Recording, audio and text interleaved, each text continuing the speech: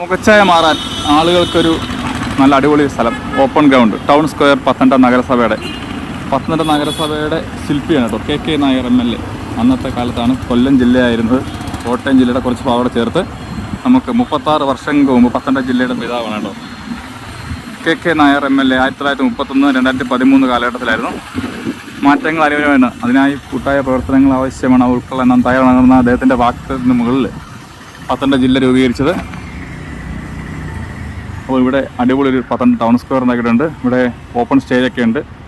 ഇവിടെ നമുക്ക് പ്രോഗ്രാംസൊക്കെ ഇവിടെ നടക്കും. ചെറിയ പഞ്ചായത്തിൻ്റെ വീടുകളായിരിക്കും, എന്തൊക്കെയോ പരിപാടികളുണ്ട്, എന്തെന്ന് നമുക്കറിയത്തില്ല, എങ്കിലും സംഭവം കൊള്ളാം കേട്ടോ, അടിപൊളിയാണ്.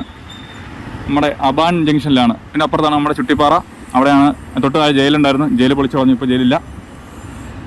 ടൗണിലേക്ക് സ്റ്റാൻഡ് KSRTC പരീക്ഷൻ്റെ ഒക്കെ അവിടെയാണ്. നമുക്ക് അങ്ങോട്ടൊന്നും പോകാൻ പറ്റില്ല, മൊത്തം പൊളിച്ചിട്ടേക്കണല്ലോ, വർഷങ്ങളായി. ഇത് മാത്രമേ ഉള്ളൊരു പ്രശ്നം, ഇത്രയും താമസമാണോ ഇവിടെ സംഭവം പണിയാൻ എന്നുള്ളതാണ്. ഇത് റെഡിമെയ്ഡ് ബ്ലോക്ക് പണി വെച്ചിരുന്നെങ്കിൽ ഇത്രയും പാടാണ് കേട്ടോ. ഇതെല്ലാം സാധനങ്ങൾ വെച്ച് ചെയ്യുന്നതാണ്. റെഡിമെയ്ഡ് ബ്ലോക്ക് പണിഞ്ഞ് കൊണ്ട് വെച്ചിരുന്നെങ്കിൽ ഒരുപാട് ഉപകാരമായിരുന്നു, എളുപ്പം പണി കിടന്നേനെ. എന്തായാലും ഇപ്പം ജനങ്ങൾക്കൊരു പണിയായിട്ടുണ്ട്. ടൗൺ സ്ക്വയർ കൊള്ളാം. നമ്മൾ പ്രൈവറ്റ് സ്റ്റാൻഡ് വിപുലീകരിച്ച് അവിടെ നമുക്ക് പാർക്കിംഗ് ഒക്കെ ഉണ്ടാക്കിയിട്ടുണ്ട്. കൊള്ളാം, സൂപ്പർ. അപ്പം വികസനങ്ങൾ വരട്ടെ, പക്ഷേ വികസനങ്ങൾ ആമയിഴയുന്ന പോലെ ആകാതിരിക്കുക. അപ്പം നമ്മളെ പെട്ടെന്ന് വികസനങ്ങൾ വന്നാലല്ല ജനങ്ങൾക്ക് ഉപകാരമുള്ളൂ. അല്ലാന്നുണ്ടെങ്കിൽ അടുത്ത തലമുറ വരുമ്പോഴത്തേക്ക് വികസനം വന്നാൽ ആ തലമുറ വരുമ്പോൾ ഇത് പുതിയ വികസനമായി തോന്നില്ല, ഇത് ഓൾഡ് പീസായി പോകും. പെട്ടെന്ന് വരട്ടെ. ഓക്കെ.